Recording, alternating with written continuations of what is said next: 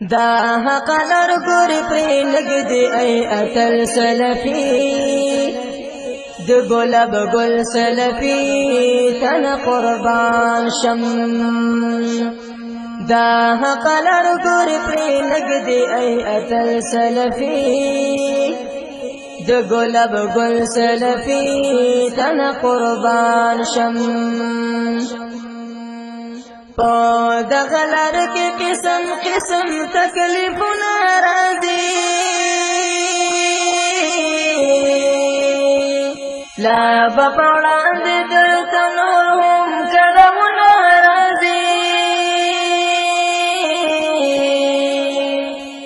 عظمت بدوي پدې یقین بدوي چې زه په حق لایم پډیر سچا لایم د چا تقلید بنکړي د پیر مرید بنکړي کړه د نبی اتباع د صحیح اتباع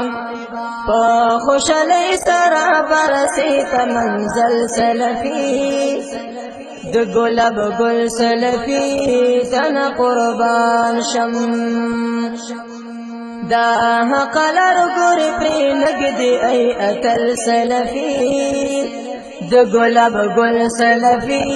تن قربان شم په دغه لار کې صحابه وکړل خپل سرونه قربان ابو بکر عمر فاروق علي حيدر عثمان تد خالد بچي د مجاهد بچي اوچت مقام لرتا یو عظیم شان لرتا ګور پشا چ نشي یو تماشا چ نشي کال بتا تشي پلار کی سر اور بل سلفي د ګلاب ګل سلفي تن قربان شم دا حق لرګور پرې لګدي ای اتل سلفي د ګلاب ګل سلفي تن قربان شم له هر خوان پپتا اعتراضونه کیږي همې خلق پپتا باندې ردونه کیږي د دې پروا مکوا چا سره دوکا مکوا شکل کې د غر پشانې څنګه مرمر پشانې هم د تلقین در کوم پدې یقین در کوم پام کړه در بل پارا دین طلب لپارا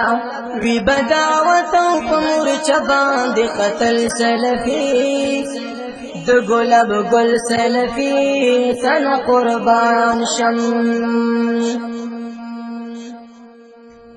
ساخو مشهور دی د قرآن حاکم د زمیا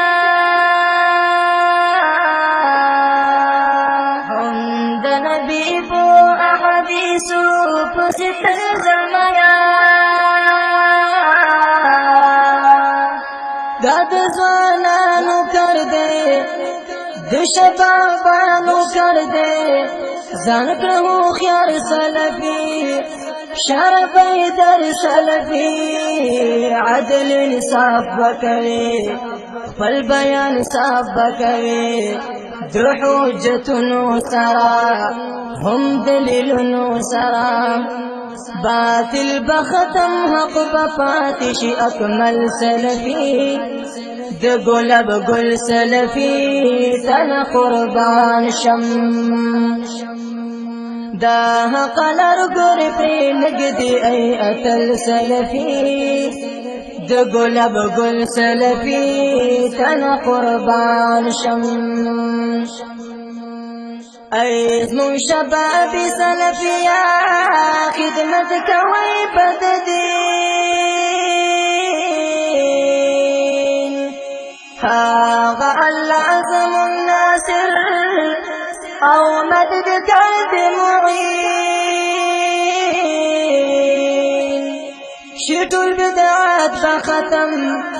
ټول خرافات بختم زمون اسلام دی پیدا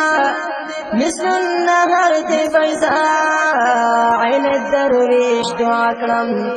رب ته همیش دعا کړم داسې اشعار جوړوم رب بار بار جوړوم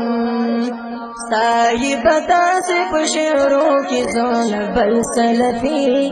د گلب گل سلفی تن قربان شم دا حق لرګوري پرې نګدي ای اتل سلفی د گلب گل سلفی تن قربان شم د گلب گل سلفی تن قربان شم